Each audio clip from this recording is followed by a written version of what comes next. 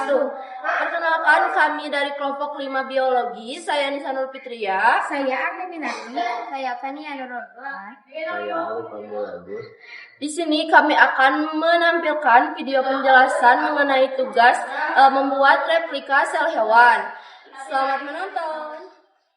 Ada nukleus atau inti sel. Nukleus adalah organel terbesar yang mengatur seluruh aktivitas sel, termasuk penyimpanan informasi genetik seperti DNA. Ukurannya cukup besar dibanding organel lain, sekitar 5-10 mikrometer. Fungsinya sangat vital karena nukleus mengatur seluruh aktivitas sel, termasuk pertumbuhan dan pembelahan sel. Lalu di dalam nukleus terdapat nukleolus. Nukleolus adalah struktur kecil yang terletak di dalam nukleus. Meskipun ukurannya lebih kecil, sekitar 1-2 mikrometer, fungsinya sangat penting, karena nukleolus berperan dalam pembentukan ribosom, yaitu organel tempat terjadinya sintesis protein. Bisa dibilang nukleolus merupakan pabrik pembuat bagian-bagian ribosom sebelum dikirim ke sitoplasma untuk digunakan oleh sel. Lalu, di dalam sel terdapat badan Golgi. Badan Golgi adalah organel berbentuk tumpukan kantong pipih yang berfungsi sebagai tempat modifikasi, pengemasan, dan distribusi protein serta lipid yang telah diproduksi oleh sel. Ukurannya sekitar 1-3 mikrometer. Badan Golgi bekerja layaknya gudang logistik yang memastikan bahwa protein dan lipid dikirim ke tempat yang tepat, baik di dalam sel maupun keluar sel sesuai kebutuhan. Mitokondria adalah organel sel yang berfungsi sebagai penghasil energi bagi sel. Karena itu, mitokondria sering disebut pusat tenaga sel. Ukuran mitokondria adalah panjang sekitar 0,5 sampai 10 mikrometer, lebar sekitar 0,5 mikrometer.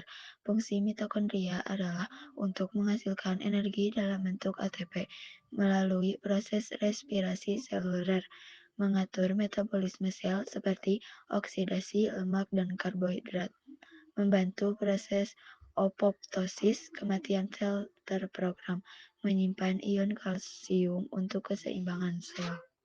Sentrosom adalah organel yang berfungsi sebagai pusat pengatur mikrotubulus dalam sel hewan. Organel ini berperan penting dalam pembelahan sel karena membantu membentuk benang spindle yang menarik kromosom ke kutub sel saat mitosis dan meiosis. Ukuran sentrosom kecil, sekitar 1-2 mikrometer.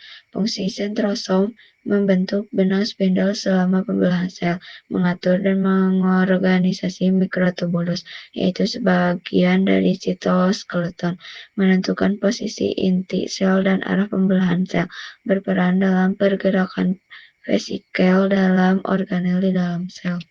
Selanjutnya yaitu lisosom.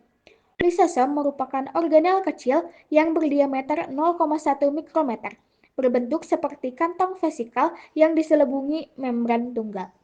Lisosom berisi enzim hidrolisis untuk mencerna bahan-bahan dalam sel. Lisosom berasal dari retikulum endoplasma atau badan Golgi. Saat sel mati, lisosom melepaskan enzim untuk mencerna sisa-sisa sel melalui proses autolisis. Lisosom juga dikenal sebagai alat pertahanan sel yang mampu mencerna bakteri yang ditelan oleh sel fagositosis. Fungsi dari lisosom yaitu mencerna zat makanan, menghancurkan organel sel yang rusak, menghancurkan sel yang sudah tidak berfungsi, mencerna zat sisa metabolisme atau zat asing, dan mendaur ulang bahan sel atau recycling. Selanjutnya yaitu ribosom. Ribosom merupakan organel sel yang berukuran sangat kecil. Ribosom berbentuk butiran kecil dengan diameter sekitar 20-22 nanometer. Ribosom dapat dibedakan menjadi dua jenis, yaitu ribosom bebas yang tersuspensi di dalam sitosol dan ribosom terkait, yaitu yang menempel pada retikulum endoplasma sehingga sering disebut sebagai retikulum endoplasma kasar. Ribosom juga berfungsi sebagai tempat sintesis protein. Vakuola adalah organel sel bermembran yang berfungsi sebagai kantung berisi cairan yang berperan dalam penyimpanan, pemeliharaan tekanan turgor pada tumbuhan, dan pembuangan limbah.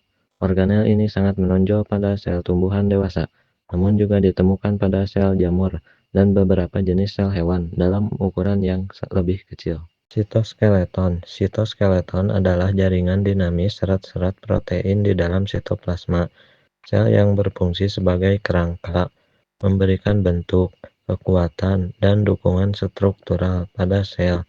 Jaringan ini juga berperan dalam berbagai fungsi seluler, seperti motilitas, pergerakan sel, pengangkutan organel dan vesikel, pembelahan sel, serta komunikasi antar sel.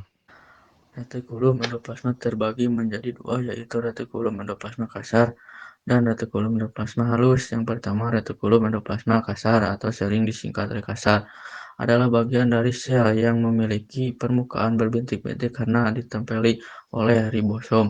Nah, ribosom inilah yang membuat rekasar berperan penting dalam pembentukan protein. Jadi, kalau sel sedang banyak memproduksi protein, rekasar akan sangat aktif bekerja. Selain itu, rekasar juga membantu dalam modifikasi awal protein dan mengarahkannya ke badan Golgi untuk diproses lebih lanjut.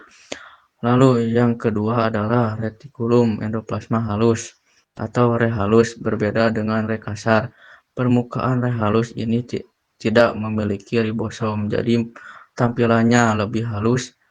Fungsinya juga berbeda. Halus lebih banyak berperan dalam sintesis lemak atau lipid, termasuk hormon steroid. Selain itu, rehalus juga membantu detoksifikasi racun, terutama di organ hati, serta menyimpan ion kalsium di sel otot.